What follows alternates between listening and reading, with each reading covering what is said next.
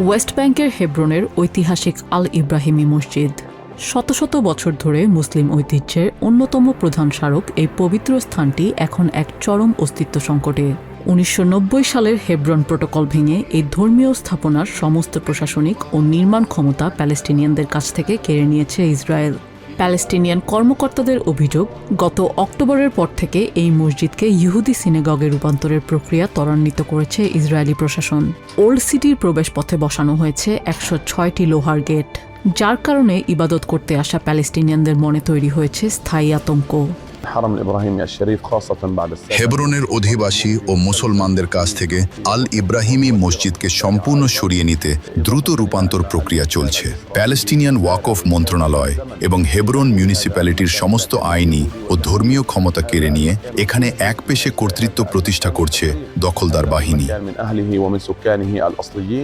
World heritage সাইটের তালিকায় থাকা এই মসজিদের ভেতর ইউনেস্কোর নিয়ম নীতি লঙ্ঘন করে নতুন ছাদ ও শীতাতপ নিয়ন্ত্রণ ব্যবস্থা তৈরি করেছে ইসরায়েল। বিষয়টি খতিয়ে দেখতে ইউনেস্কোর প্রতিনিধি দলকে ভিসাও দেয়নি তেল আভিভ।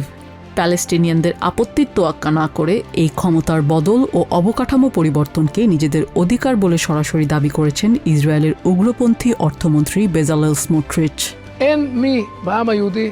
ইহুদি জাতির এমন কোনো মানুষ নেই যার অন্তর আমাদের পিতৃপুরুষ, মাতৃভূমি এবং এই কেভ অব দ্য প্যাট্রিয়ার্কসের জন্য গভীর ভালোবাসা ও আকুলতায় ভরে উঠবে না।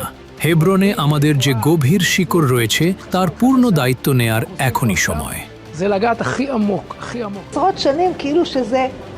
গত কয়েক দশক ধরে আমরা এমন আচরণ করেছি যেন এই জায়গাটা আমাদের নয়। এখন প্রথমবারের মতো আমরা এখানে এমন অবকাঠামো তৈরি করছি যা এই স্থানের ওপর আমাদের স্থায়ী মালিকানা এবং ঐতিহাসিক দায়িত্বকে প্রমাণ করে।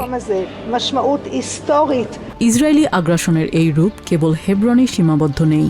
জেরুজালেমের উত্তর পশ্চিমে অবস্থিত ঐতিহাসিক নবী স্যামুয়েলের মাজার এলাকার ২৮ একর প্যালেস্টিনিয়ান জমি সম্প্রতি বাজেয়াপ্ত করেছে ইসরায়েলের জনপ্রশাসন। স্থানীয়দের অভিযোগ, মসজিদে নারীদের ইবাদতের স্থানটি আলাদা করে ইতিমধ্যেই সিনেগগ বানিয়ে ফেলা হয়েছে। তারা এখন মসজিদের একটা অংশকে পুরোদমে ইহুদি সিনাগগ হিসেবে ব্যবহার করছে। আজ আমাদের হয়তো এখানে নামাজ পড়ার অনুমতি দিচ্ছে, কিন্তু কালই তারা আমাদের ঘাড় ধরে বের করে দিতে পারে, কারণ এই জায়গা এখন ইসরায়েল রাষ্ট্রের সম্পত্তি।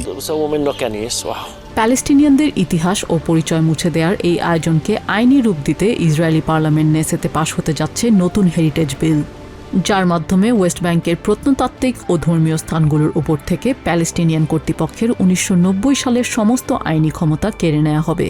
প্রতিনিয়ত ইসরায়েলি বসতি সম্প্রসারণ এবং এখন প্রার্থনার অধিকার হরণের এই নীতি দীর্ঘমেয়াদী সংঘাতের দিকে যাচ্ছে বলে আশঙ্কা বাসিন্দাদের।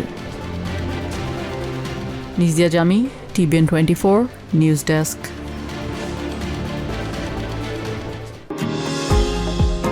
নিউ ইয়র্ক থেকে সম্প্রচারিত টিবিএন 24 টেলিভিশন বিশ্বজুড়ে বাঙালির কণ্ঠস্বর।